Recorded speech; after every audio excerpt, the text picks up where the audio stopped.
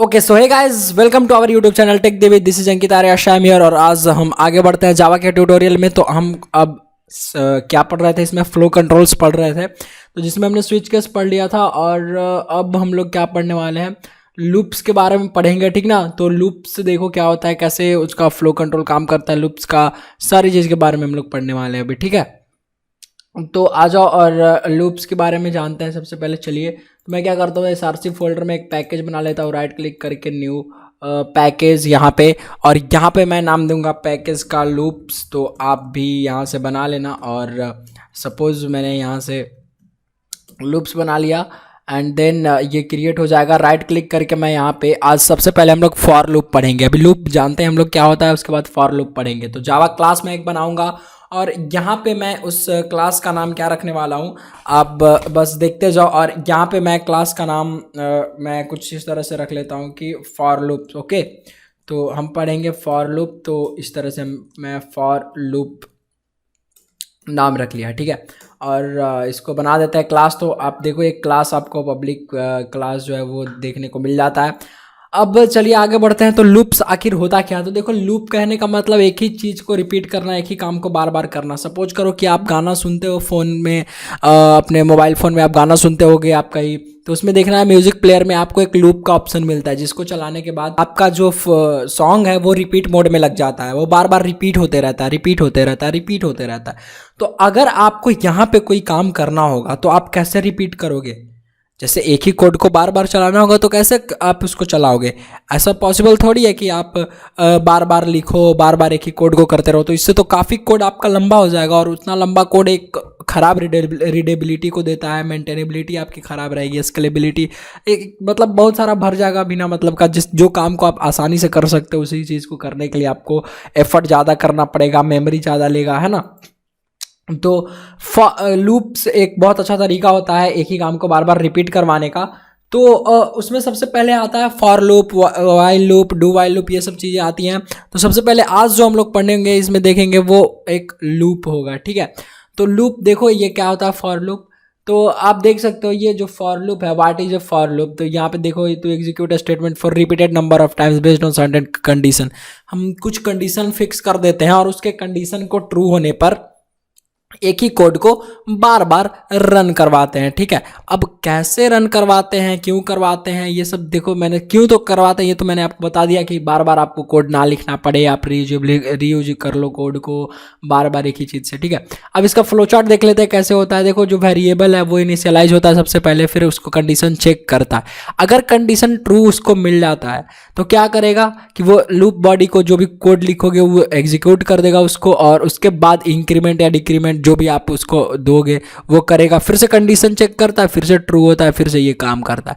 और जैसे फॉल्स होता है तो वो लूप के बाहर कोड चला जाता है, समझ गए। तो जैसे सपोज कीजिए कि अभी आप हम लोग को एक काउंटिंग प्रिंट करना है ना। तो काउंटिंग प्रिंट करने के लिए आपको क्या करना पड़ेगा, जैसे आप यहाँ पे सिंपल सा एक एग्जांपल देख सकते हैं, ये दिस वन, ठीक है। तो मैं क्या करूँगा कि सपोज करो मुझे काउंटिंग प्रिंट करना है, तो 1 से लेके 20 तक काउंटिंग प्रिंट करना है। तो आप क्या करोगे, क्या आप ये तरीका फॉलो कर सकते हो साउट वाला? तो ऑफकोर्स कर सकते हो आप। जो ये साउट का ये पहले तो मैं मेन मेथड लगा देता हूँ यहाँ से, और इसको हटा देते हैं। और इसमें आप साउट लिखोगे, और साउट लिखने के बाद आप क्या लिखोगे, लाइक 1 2 3 4 5 ऐसे आप लिखते जाओगे लिखते जाओगे। तो क्या ये अच्छा तरीका है? हाँ, कुछ हद तक तो अच्छा तरीका है। एक बार दो बार आपको दिखाना है तो आप दिखा दोगे, लेकिन ज़्यादा जब हो जाएगा यही चीज़ 20 30 40 50 100 150 200, तो आप कैसे करोगे? तो उसके लिए इसीलिए हम लोग लूप यूज करते हैं, कोड को आसान कर देते हैं। और चलिए देखते हैं कैसे करते हैं। तो फॉर लूप का यूज सबसे पहले ये समझिए कि फॉर, अगर मैं यहाँ से मैंने फॉर लिखा और मैं यहाँ पे फॉर लिखूंगा, उसके बाद पैरेंथेसिस लगाऊंगा, यहाँ पे मैं लिखूंगा इंट आई। और इस आई में आपको जो भी क्या बोलते हैं उसको, जैसे आई, जरूरी नहीं कि आई लिखो, आप ए बी सी डी कुछ भी आप लिख सकते हो। जैसे यहाँ पे देखो इंट आई लिखा हुआ है तो मैंने ले लिया यहीं से, ठीक है। तो आ जाओ यहाँ पे। तो इंट आई इक्वल टू हम लोग क्या कर देंगे अभी 0, ठीक है। और हमने 0 का वैल्यू, अभी आई हमारा 0 है, ठीक है, आई एकदम 0 है। अब हम इसमें कंडीशन पास कर रहे हैं, इसको क्या कंडीशन पास करेंगे, जैसे यहाँ पे देखो आई इज क्या है, यहाँ पे less than number dot length. Okay, तो नंबर डॉट लेंथ यहाँ पे तो लेस है, लेकिन हम यहाँ पे ये नहीं कर रहे हैं, हम यहाँ पे कुछ अपना कंडीशन रखेंगे। ठीक है, तो यहाँ पे सेमीकोलन लगाओ और इंट आई इक्वल टू 0 और हम यहाँ पे कर देते हैं आई इज लेस देन 10। ठीक है, तो आई अगर लेस देन 10 है तो अभी आई तो 0 है, मतलब कंडीशन अभी ट्रू है, तो क्या करो आई को प्लस प्लस कर दो, आई में 1 बढ़ा दो, इंक्रीमेंटल ऑपरेटर्स, ये मैंने ऑपरेटर्स में आपको बताया। तो ये हो गया यहाँ से। और अब क्या है कि वैल्यू शुरू में इनिशियलाइज करने के वक्त आई की वैल्यू जो है वो अभी 0 है, और आई की वैल्यू अगर 0 है और अगर आई अब चेक कर रहा है दूसरा में, अगर आई का वैल्यू 0 है और क्या आई 10 से कम है, इज आई लेस देन 10, तो बोलोगे हाँ भाई ट्रू, क्योंकि तो 0 है। तो ट्रू है तो क्या करो, आई को प्लस प्लस कर दो, तो अभी तो कोड चलेगा।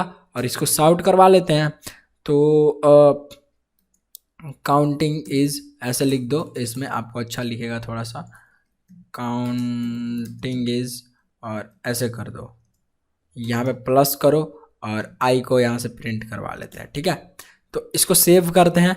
और क्या आना चाहिए शुरू में, आपको 1 2 3 4 5 9 तक आपको वैल्यू देखने को मिलेगा। और इसको प्ले करवाओ, तो आई होप कि ये थोड़ा कहाँ चला गया हमारा, आ रहा है अभी तो कंपाइल हो रहा है और ये प्ले हो जाएगा।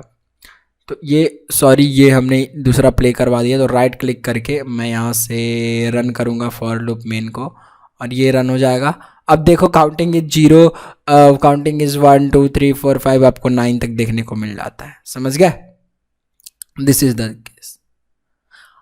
अब सपोज कीजिए ये 9 तक मिला। अब 9 तक ये क्यों मिला, क्योंकि आई की वैल्यू, ये फ्लो चार्ट देखो आप, ये फ्लो चार्ट देखो कहाँ चला गया हमारा। ये जो फ्लो चार्ट है इनिशियलाइज कर रहा है वेरिएबल को, कंडीशन चेक कर रहा है कि ट्रू है, ट्रू है तो चलाओ भाई, इंक्रीमेंट या डिक्रीमेंट करो, बढ़ाओ या घटाओ, और उसके बाद जो है फॉल्स है तो इधर निकल जाओ। ठीक है, तो देखो यहाँ पे क्या हो रहा है कि हमने कंडीशन दे रखा है कि आई इज लेस देन 10, तो क्या आई लेस देन 10 है, तो जैसे 9 तक पहुंच रहा है तब तो कोड आपका ठीक ठाक है। ठीक है, जैसे उसको मिल रहा है कि आई हो जा रहा है बराबर 10 के, I is less than 10 and I is equal to 10, there is a totally different, okay, there is all different।